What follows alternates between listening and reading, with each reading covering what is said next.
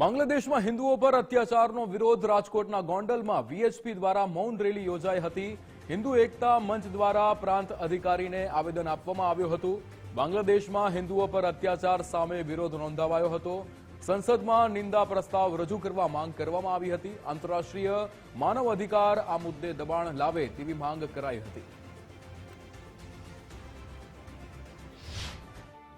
બાંગ્લાદેશની અંદર હિન્દુ સંતોને પકડી અને પૂરી દેવામાં આવે છે।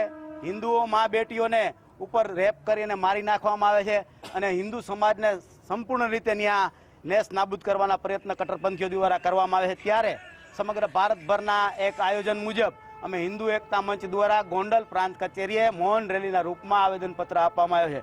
પરિસ્થિતિ એવી નિર્માણ થાય છે કે આજે બ્રિટન જેવી સરકારની અંદર પણ એને સંસદની અંદર ચર્ચા થતી હોય તો આજે ભારત સરકારની અમે વિનંતી કરી છે કે આજે આપણી સંસદમાં પણ નિંદા પ્રસ્તાવ નક્કી થાય અને આંતરરાષ્ટ્રીય માનવ અધિકારને આનું ઉપર દબાણ આવે અને બાંગ્લાદેશ ઉપર દબાણ આવે, જેથી કરીને આ તે પરિસ્થિતિ એવી થઈ। બાંગ્લાદેશ એટલે આપણા છોકરાનો છોકરો કહેવાય, એટલે દાદાને પોતા ધમકી આપે એવી પરિસ્થિતિ નિર્માણ થઈ છે।